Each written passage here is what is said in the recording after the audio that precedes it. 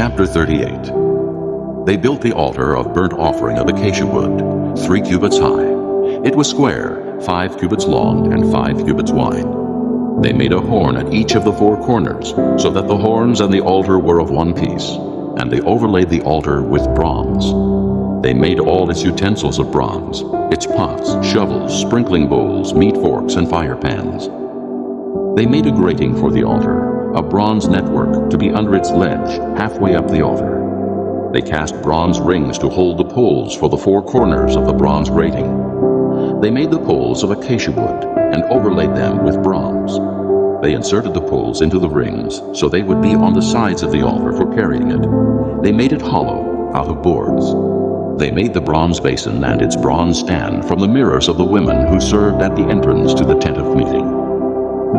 Next they made the courtyard.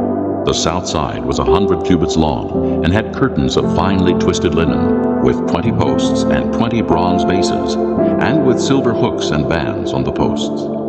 The north side was also 100 cubits long, and had 20 posts and 20 bronze bases, with silver hooks and bands on the posts. The west end was 50 cubits wide, and had curtains with 10 posts and 10 bases, with silver hooks and bands on the posts. The east end, toward the sunrise, was also 50 cubits wide. Curtains 15 cubits long were on one side of the entrance, with 3 posts and 3 bases, and curtains 15 cubits long were on the other side of the entrance to the courtyard, with 3 posts and 3 bases. All the curtains around the courtyard were of finely twisted linen. The bases for the posts were bronze. The hooks and bands on the posts were silver, and their tops were overlaid with silver. So all the posts of the courtyard had silver bands. The curtain for the entrance to the courtyard was of blue, purple, and scarlet yarn and finely twisted linen, the work of an embroiderer. It was 20 cubits long, and like the curtains of the courtyard, 5 cubits high, with 4 posts and 4 bronze bases. Their hooks and bands were silver, and their tops were overlaid with silver. All the tent pegs of the tabernacle and of the surrounding courtyard were bronze.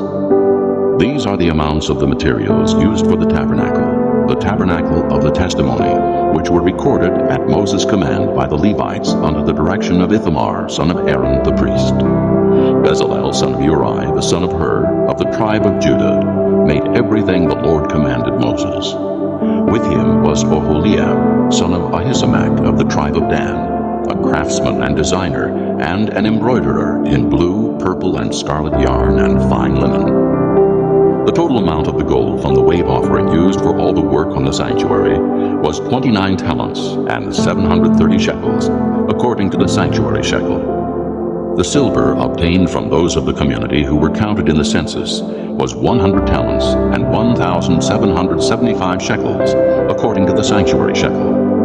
1 beka per person, that is, half a shekel, according to the sanctuary shekel, from everyone who had crossed over to those counted, 20 years old or more.